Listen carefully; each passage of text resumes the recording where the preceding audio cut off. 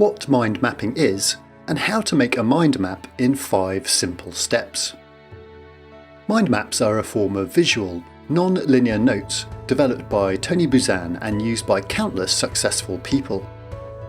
If you are anything like me and used to doodle a lot at school, or still do when trying to listen and take notes, then you will likely love mind mapping. I first learned mind mapping whilst preparing for exams. It's so improved my performance that I've now adopted it for many other uses, including planning essays, taking notes, making notes for presenting and for public speaking, memorising facts, brainstorming and problem solving, visual facilitation in workshops, and creating learning materials, presentations and videos. There are 7 basic principles that lie behind mind mapping. These are: 1. Use one page. A mind map is created on a single page, usually in landscape format so the whole subject can be seen at the same time. 2. Start with the central idea. The main idea or topic goes in the middle of the page. 3. Organic branches.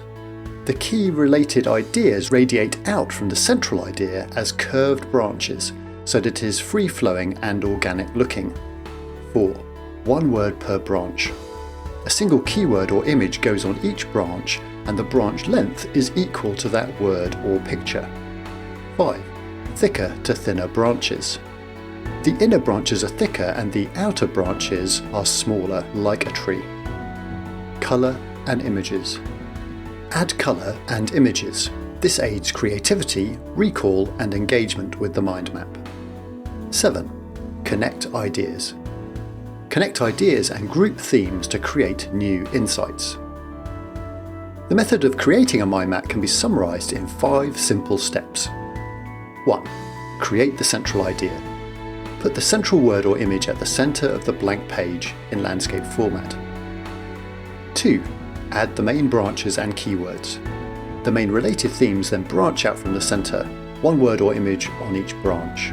The branches should curve, look organic and be the same length as the keyword or key image. Use no more than 8 branches as this aids comprehension and recall. 3. Add sub-branches. Linked ideas and subcategories to the main branches become smaller, thinner branches as they radiate out from the central theme. Once again, don't add more than 8 sub-branches to any larger branch. 4. Add colour and visual elements. Now add colour, for example to the branches or for similar themes, and add visual elements or replace words with pictures to make the mind map as visual as possible. 5. Connect ideas. Now that you can see the whole picture, you can link ideas to spark new insights. Use arrows to link things and bubbles to group concepts. And it's as simple as that. So why not try one out now and make your own notes?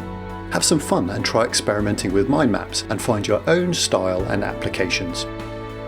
If you would like any further help with this or any other subject, then do click on the related links or head over to the website at www.therightquestions.co.